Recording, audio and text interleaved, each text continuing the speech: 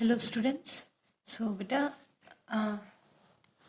वैसे तो I have provided you the notes and all from which you can find out the answers of the this previous long answers question which I gave you. And today I'll discuss the NCERT exercise questions of the chapter 1 so that you can be well prepared for your upcoming unit test. Okay, so the first question in our NCERT exercise is that convert in Celsius scale, means temperature conversions are related.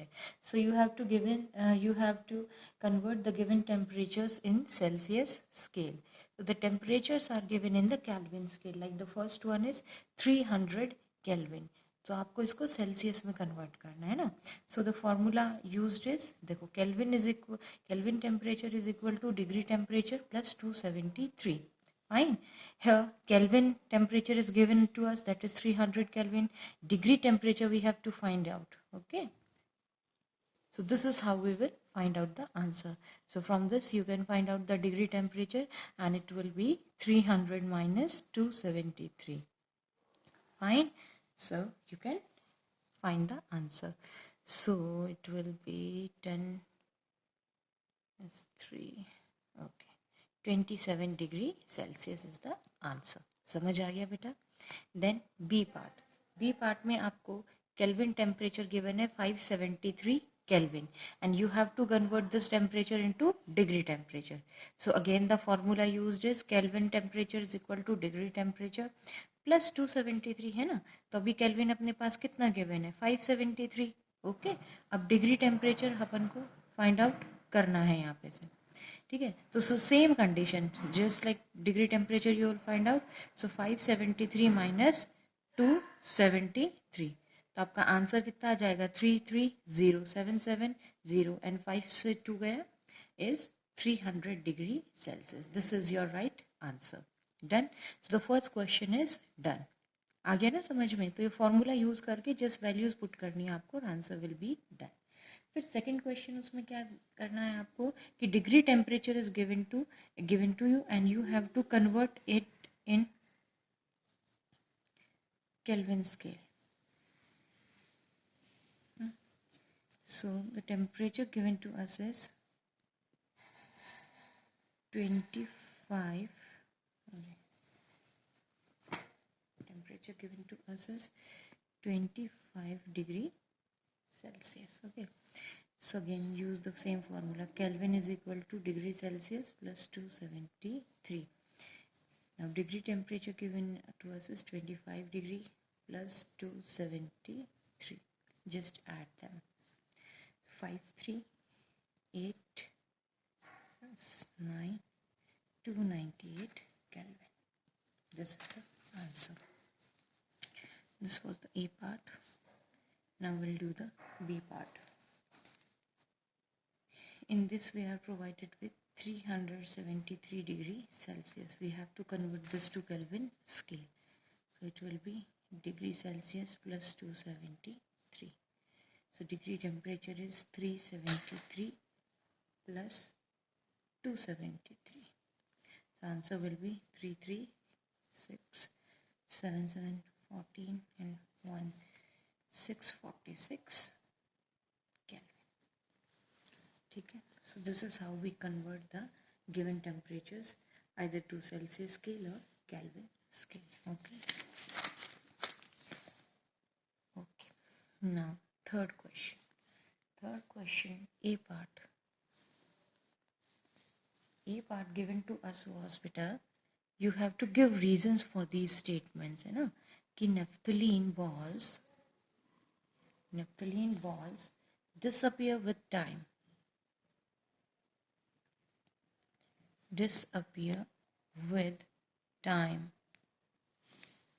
Without leaving any residue.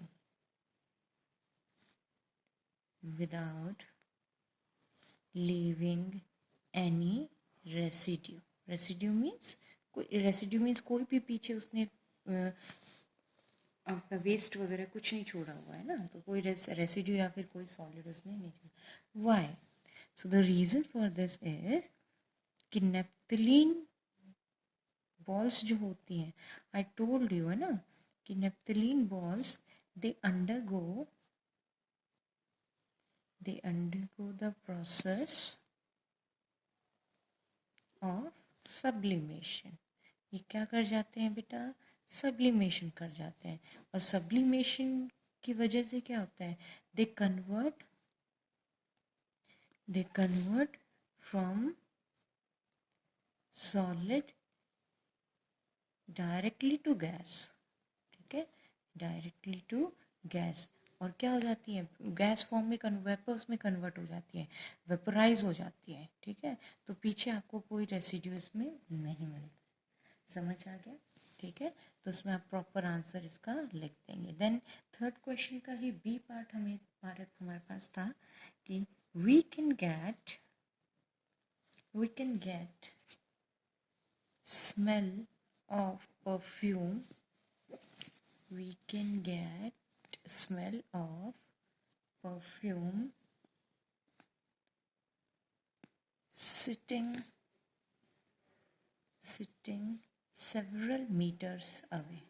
होता है ना बेटा ऐसा? जैसे मान लीजिए कोई दूसरे रूम में किसी ने परफ्यूम स्प्रे किया है, तो आप बहुत काफ़ी दूर उससे बैठे हुए हैं, दूसरे रूम में हैं आप, लेकिन फिर भी उस परफ्यूम की स्मेल आप तक आ जाती है। तो ऐसा क्यों होता है?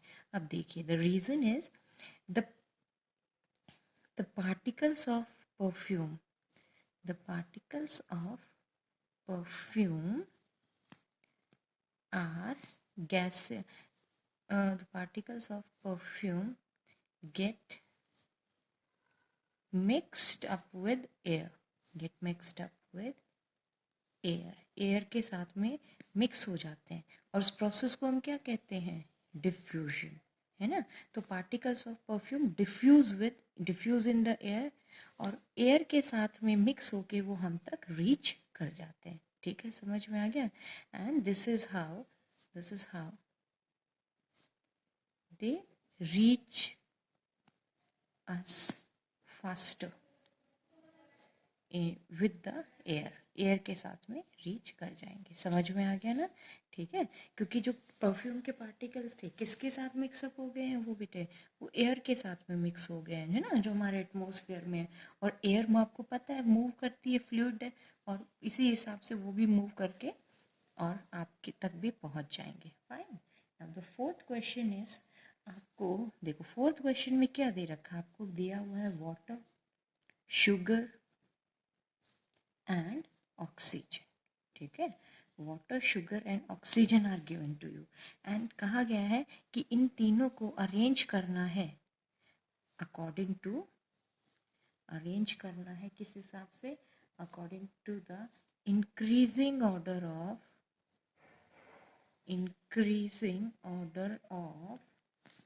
forces of attraction, increasing order of forces of attraction, यानी जो फोर्स ऑफ अट्रैक्शन के हिसाब से बढ़ते हुए इंक्रीजिंग ऑर्डर में हमें अरेंज करना है। तो देखो, आपको सबको पता है कि सॉलिड में फोर्सेस ऑफ अट्रैक्शन सबसे ज़्यादा होती है, उससे कम बेटे लिक्विड में होती है ना, और उससे ही कम किस में होती है? गैस में। तो ये ऑर्डर होता है वैसे तो अपना फोर्स ऑफ अट्रैक्शन के हिसाब से। अब हमें इन तीन सब्सटेंस में पता करना है कि विच इज ऑक्सीजन क्या किस फॉर्म में है, शुगर किस फॉर्म में है, वाटर किस फॉर्म में है ना। तो ऑक्सीजन तो किस फॉर्म में होता है? गैस में। सो ऑक्सीजन में फोर्सेस ऑफ अट्रैक्शन सबसे वीक होंगी। उसके बाद में water which exist in the liquid form, and सबसे ज़्यादा फोर्सेस ऑफ अट्रैक्शन किस में होती है बेटा? शुगर में। ठीक है, शुगर में सबसे ज़्यादा होती है, because sugar exist in the form of solid. आ गया समझ में? ठीक है, चलिए नाउ फिफ्थ क्वेश्चन है आपका, फिजिकल स्टेट्स आपको पूछी हुई है ना। Physical state, what will be the physical state of water at different temperatures? आपको 3 टेम्परेचर गिवन है। एक तो 25 डिग्री सेल्सियस पे फिजिकल स्टेट बताना है वाटर की, एक आपको 0 डिग्री सेल्सियस पे वाटर का फिजिकल स्टेट बताना है। ठीक है, एंड सी पार्ट में आपसे 100 डिग्री सेल्सियस पे वाटर का फिजिकल स्टेट बताना है। अब देखो आपको सबको पता है फिजिकल स्टेट वाटर का 25 डिग्री सेल्सियस पे क्या होता है बेटा, लिक्विड। रूम टेम्परेचर लगभग है, इस पे वाटर लिक्विड फॉर्म में एग्जिस्ट करता है। फिजिकल स्टेट क्या होगा, लिक्विड। अब 0 डिग्री पे, 0 डिग्री वैसे अपन मानते हैं फ्रीजिंग पॉइंट, बट ये मेल्टिंग पॉइंट भी तो होता है ना। तो 0 डिग्री पे आपको दोनों फॉर्म्स अवेलेबल मिलती हैं, that is gas and not gas, solid ice की फॉर्म में, है ना, एंड लिक्विड। दोनों ही फॉर्म्स आपको मिलती हैं सॉलिड एंड लिक्विड फॉर्म भी। आपको जब पढ़ाया था, समझाया था इसमें कि 0 degree Celsius is the equilibrium temperature for the solid and liquid. ठीक है, सेम वेज 100 डिग्री सेल्सियस पे भी आपके दोनों फॉर्म, वैसे it is the boiling point of water, है ना। तो जो लिक्विड है वो शुरू होता है कन्वर्ट होना किस में, गैस में। तो लिक्विड एंड गैसियस स्टेट दोनों फॉर्म्स आपको इसमें मिलती है, ये भी इक्विलिब्रियम टेम्परेचर है। ठीक है, चलिए now the 6th question.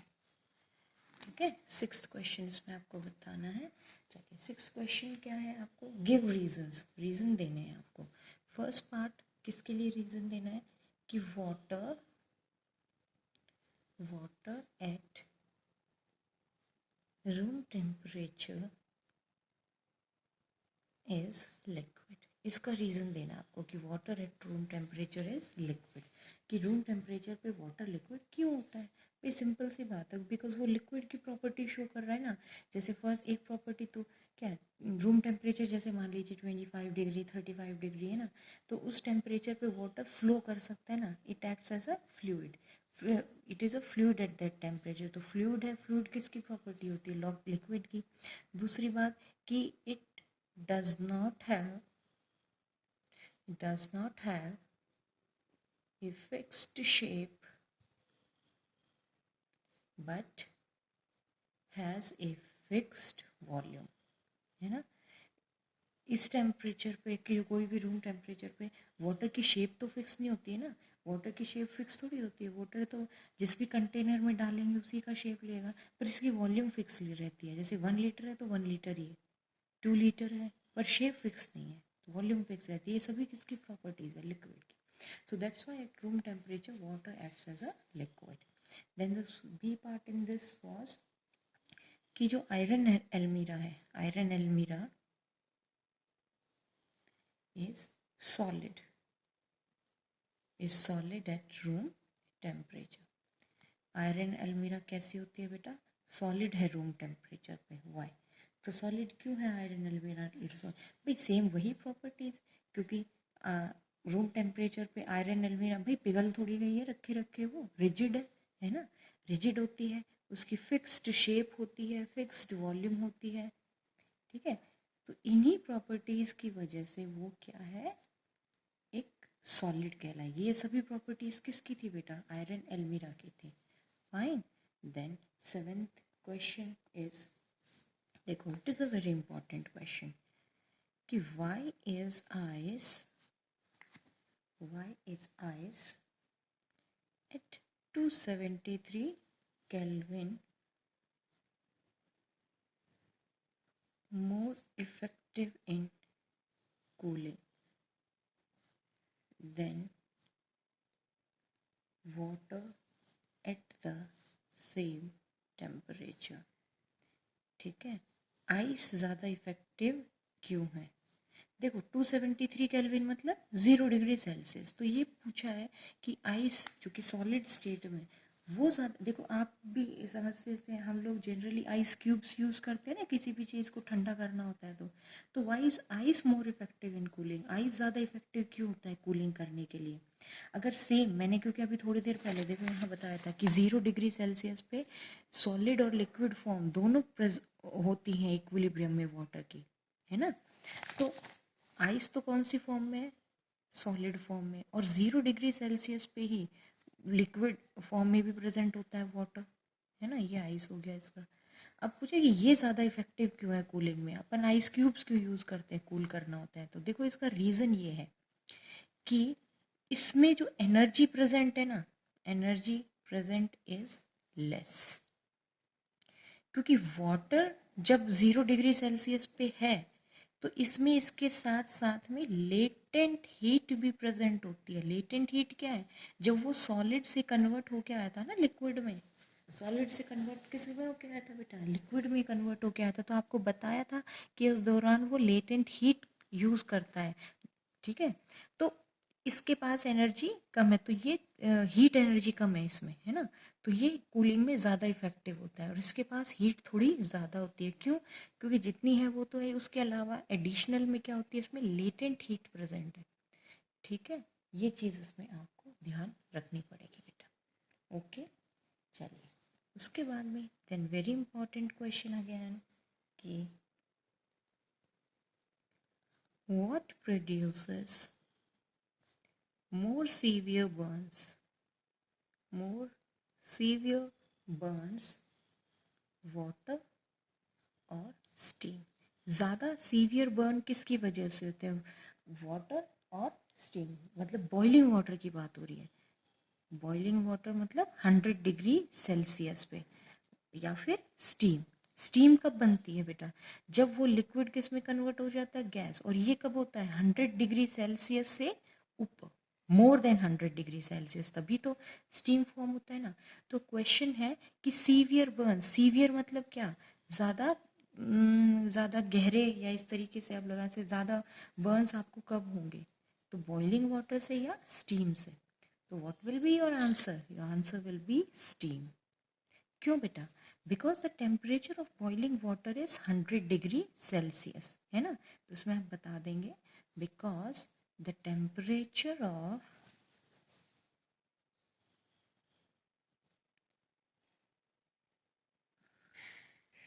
boiling water is 100 degree Celsius and steam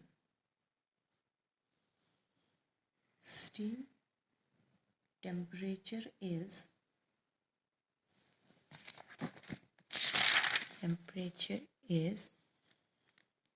more than 100 degree Celsius, ठीक है।